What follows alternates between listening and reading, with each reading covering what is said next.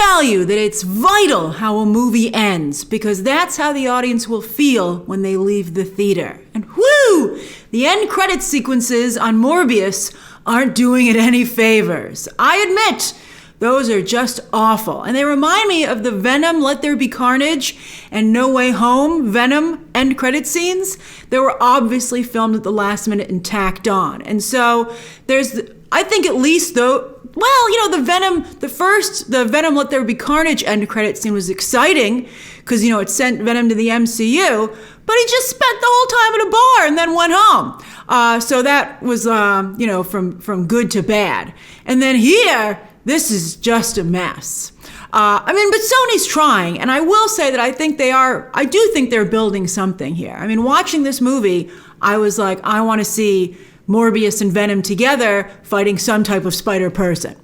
Now, as for the two end credit scenes here, clearly the first scene of Michael Keaton's Adrian Toomes being transported over to Sony's Spider-Verse was footage and a storyline originally intended for the film itself that was whittled down at the last minute for an end credit scene. I don't know why they bothered to keep it. I would be shocked if Michael Keaton made any. I'm surprised he even did this, though.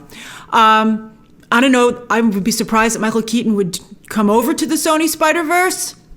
And I don't know. I mean, they were already shooting additional end credit scenes with Tom Hardy. Why not do something with him? I think people would have been more excited to see him talk. I mean, Tom Hardy and Jared Leto, there's a party.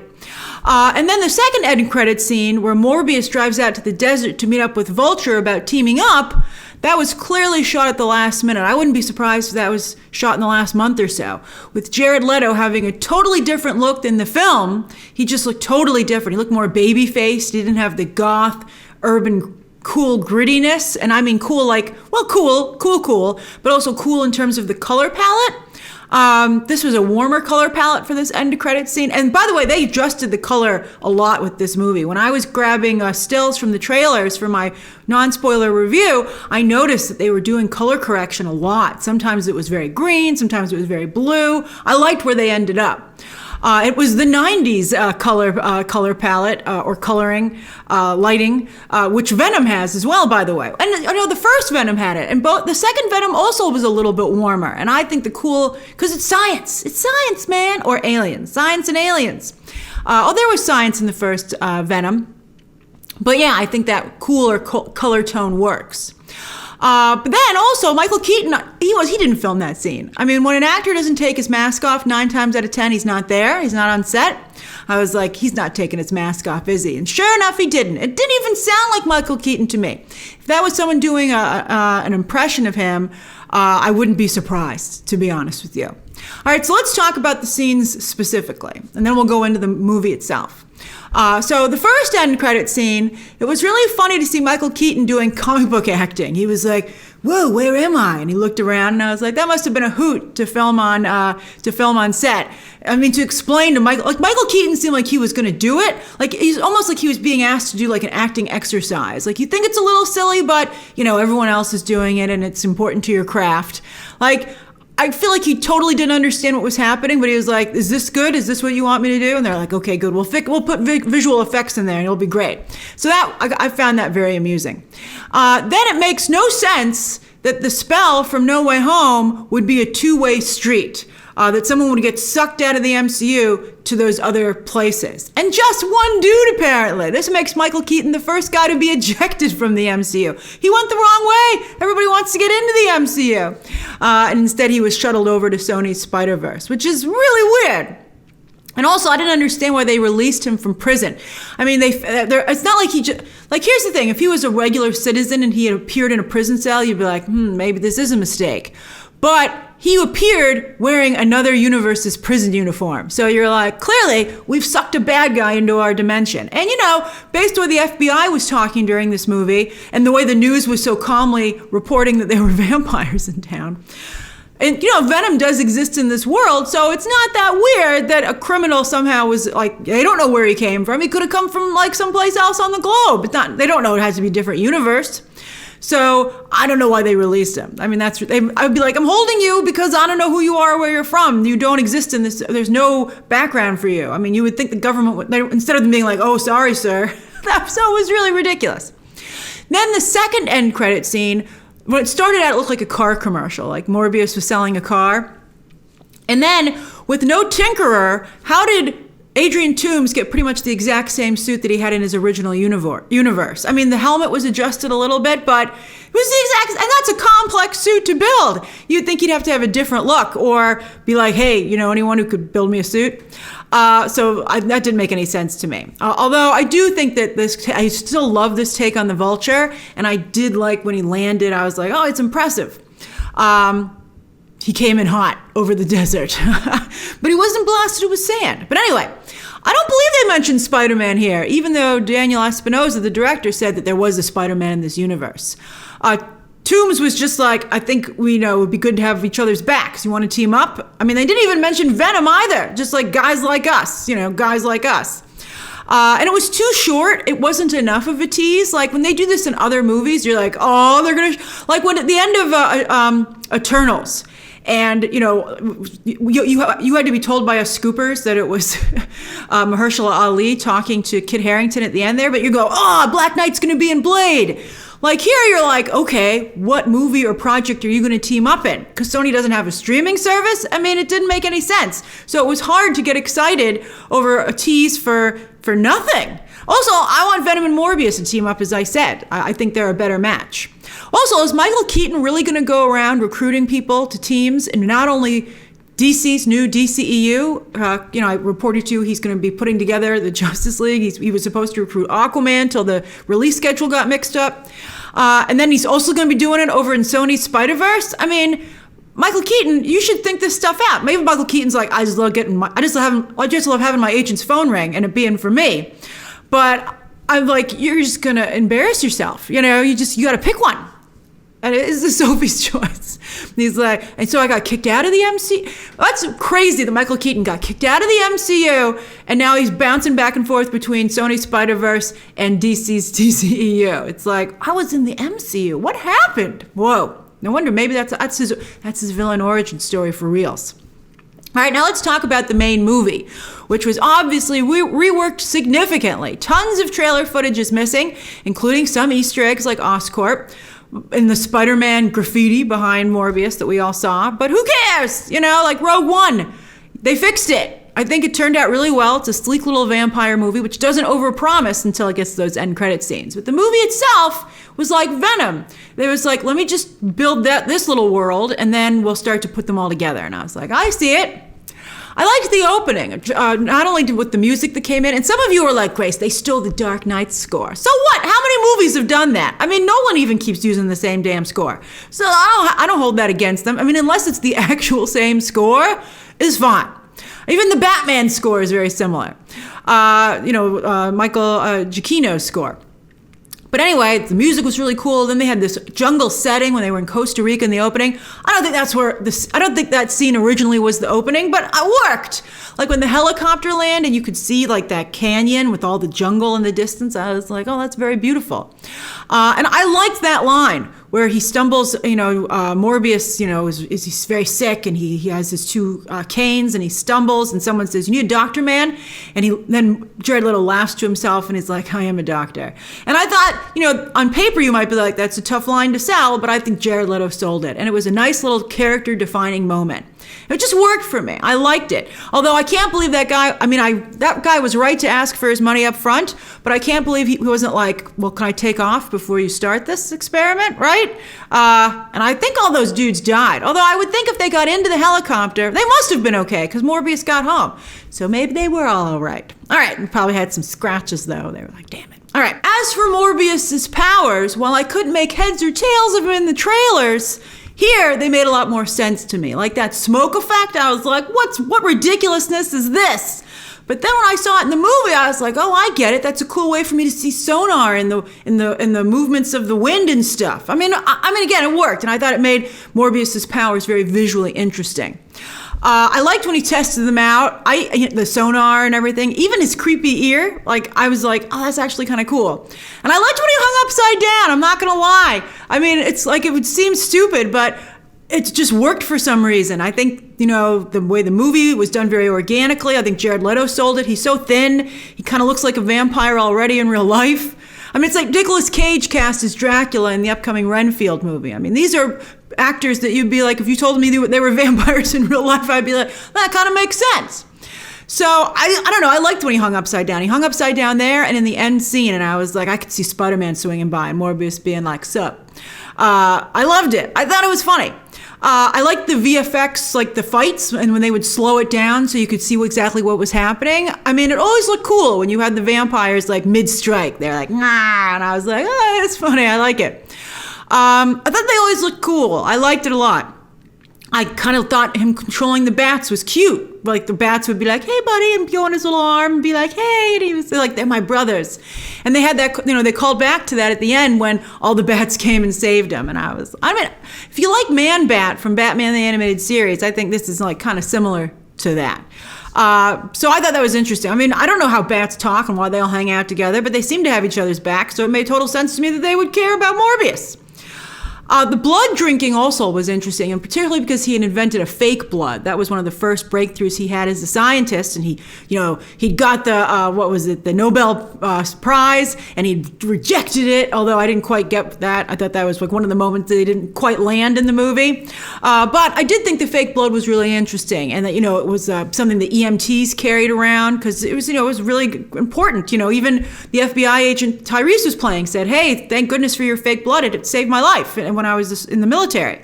So I thought that worked. But I'm wondering what will happen. I liked it when he said you drank the red. When, Matt Smith would be like, oh, good, you drank the red. Like red versus blue. I guess it's like the red and the blue pill, right, from Matrix.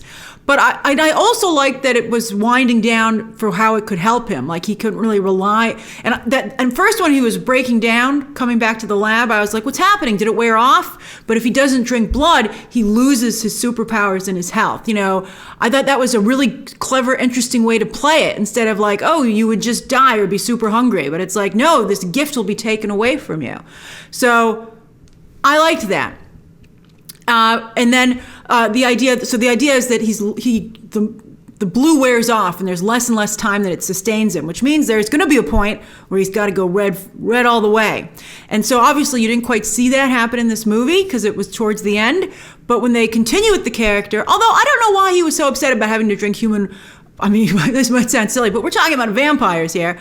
But I'm like, there are lots of blood banks. People give blood all the time.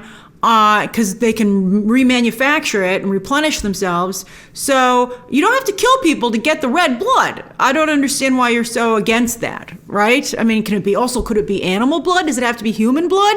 I mean, those vampire bats in the beginning in Costa Rica were perfectly happy to eat it. Like, what was that, like a cow or something? Couldn't have been a cow. There wouldn't be a cow in the rainforest. But, I don't think it needs to be human.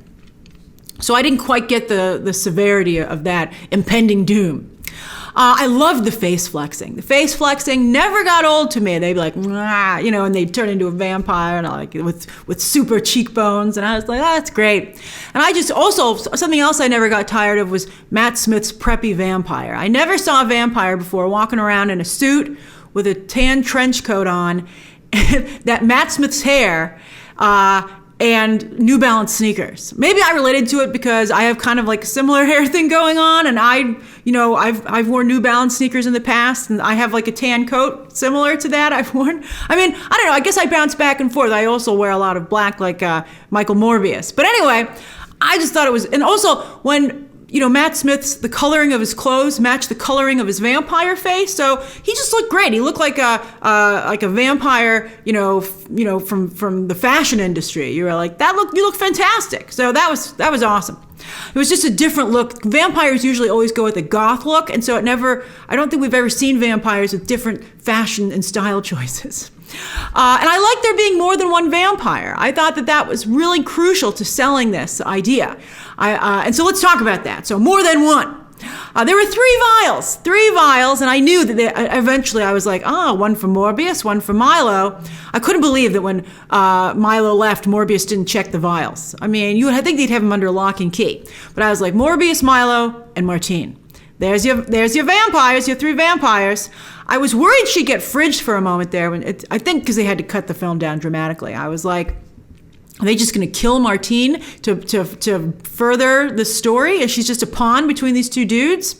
And I wish they'd shown her taking the vial herself and deciding to do that. I mean, she was hinting at it earlier. She's like, what's it feel like? And, when she did kiss him when she was dead, she was like, bit his lip and was like, licked her lips with the blood on it. And I was like, I think she took it, right? But then I guess we should have remembered that the mouse originally died and then woke up.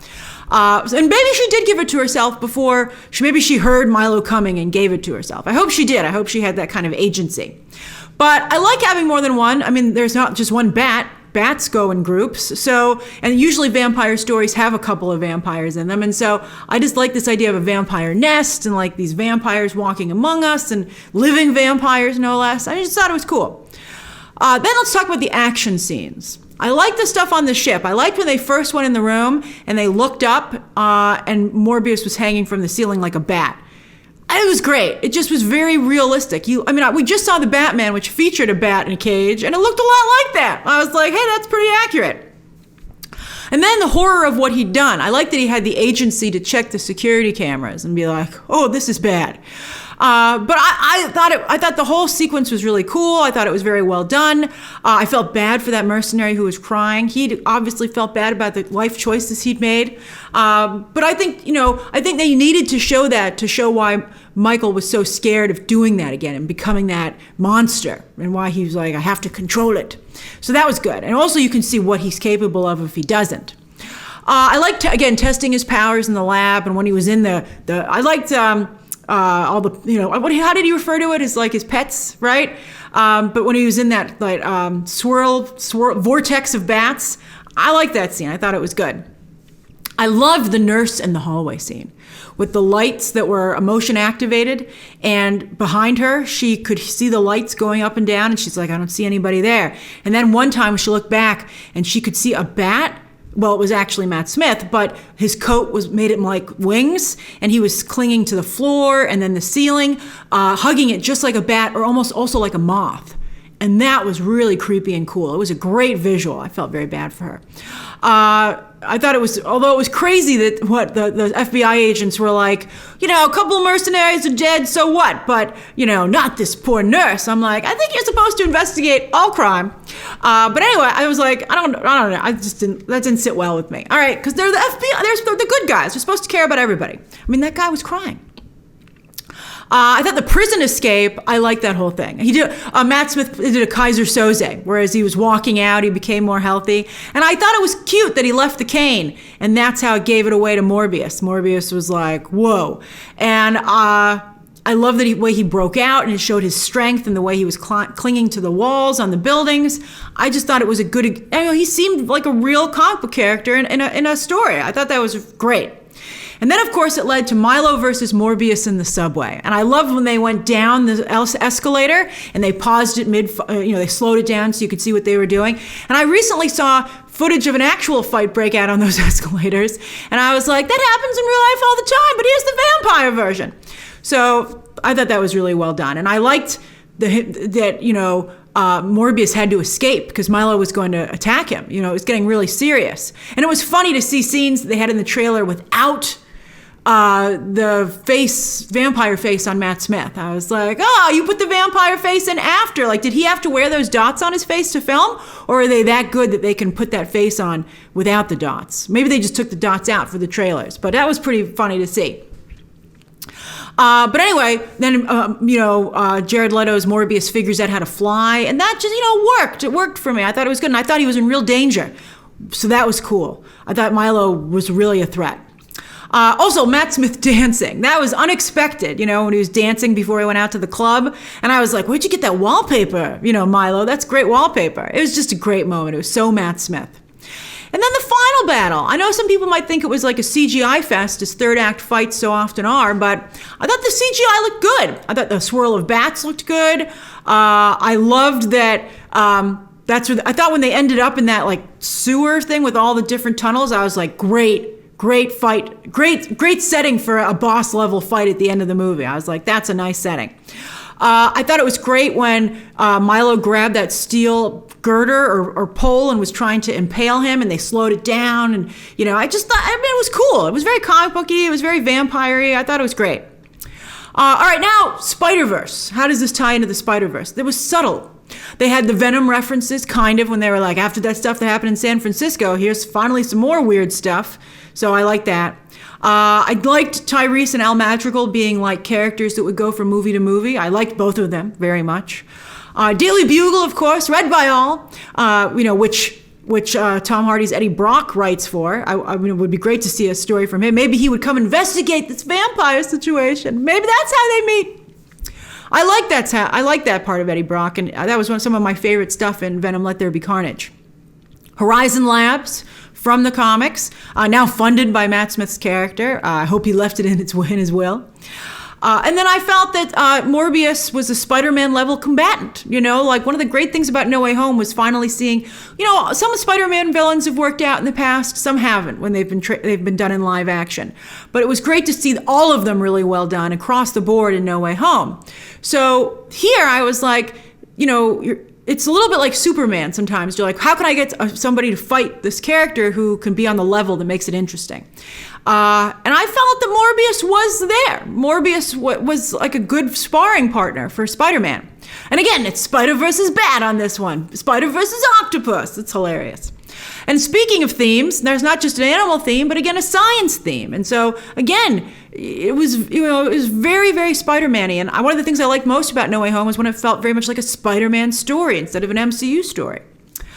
So as for the movie, back to the movie itself, the flashback. Michael and Milo in that old school children's hospital. That was crazy. I didn't buy him. One of the weaker things I thought was how he fixed that monitor with, I was like, how do you know how to fix it with like that thing from a pen, the spring from a pen? I'm like, how would that do it? That didn't make any sense to me. I was like, what do you forge from the X-Men? But I still went along with it. It was important to show that Milo had a dark streak, when he really retaliated against those bullies. Although, why are those bullies so mean? That was horrible. It was ridiculous. Like, he's on crutches, guys. But I did a good job establishing them as brothers. I thought that was excellent. And I thought that the first part of the movie, like the first act, they really did an interesting job, especially for a comic book movie, underscoring that you shouldn't take your health for granted. I think that both Leto and Smith did a great job selling how much not only these guys were in pain, but they felt that they were living on borrowed time, and that they were outsiders. That they were on the outside looking in, and that's one of the things I guess that drew them together. I love the line about we're Spartans. We're like Spartans, few but fierce. They were like vampires already, quite frankly. I thought when they were trying to walk down the street, I thought that was really funny. I mean, I don't think it totally worked, but I saw what they were going for there. I could see other people thinking that was like stupid, but I liked it that they were trying to be part of society, even though they so obviously were hindered. But good for them. They were like, we're not going to give up. We want to go to the park too. So I loved that. I just thought it was really sweet. And it made me wonder, like, would you take the serum? Would you give it to your loved ones? If what was the alternative? I thought it was interesting. And on that note, the science. Today's advancements, I was like, maybe we aren't that far away from having blue fake blood. I could see it. And then also, I think one of the things that I found the most interesting was bats, and of course how bats are where COVID comes from, that has changed the world, and how we feel like we've been living in a movie for these past 2 years or so. So I was like, it's just like when you watch any apocalyptic movie or anything, things that once seemed so far-fetched in entertainment suddenly seem like they could happen in real life. And I was like, maybe you could splice. I don't think they'd go full vampire like in this movie, but I could see maybe, if we can Jared Leto talks about it. If we can have animal viruses, things come into our bodies and have look at the reaction people had to COVID, particularly before the vaccine, how it would ravage people. It was terrifying. What is this not too far in our future? I made the science more convincing to me, and I was also like, bats are serious stuff. And on that note, Venom I like Morbius. I kind of think Craven might work now. Who knows? Maybe Madam Web will too. These are great actors. I think that's one of the, I think they're I think Andy Serkis was a mistake as a director, but even Woody Harrelson is a good Carnage. I think if they had a better director for Venom 2, it would have worked out. I mean, with all due respect to Andy Serkis, I just don't think that was his wheelhouse. But I think, again, Sony is building something here. It's not MCU level by any means, but I think it's a little bit sturdier than what DC has right now. I just think they need a Spider-Person in here. I know Andrew Garfield just wants to come back. So I think that I mean, a lot of people are really fighting against Sony having their own Spider-Verse, but I mean, they'll never sell it back to Disney. So it's happening. So I think maybe they could bring people on board if they were like, let's put Andrew Garfield in here. Or Miles Morales. They just need something to balance this out. Maybe make this Emma Stone's Gwen's Spider-Gwen universe. And then Andrew Garfield gets, shunted in here from the multiverse. And he also not only has all these crazy villains to deal with, but Gwen's still alive. I mean, sign me up. So I think Sony's, again, it's not Marvel level, but I think it's not bad. I think it's compelling, and I find it entertaining. So that's my spoiler review of Morbius. I'm very curious to hear your thoughts down below. Subscribe today, and of course, as always, you can check out some more videos right now.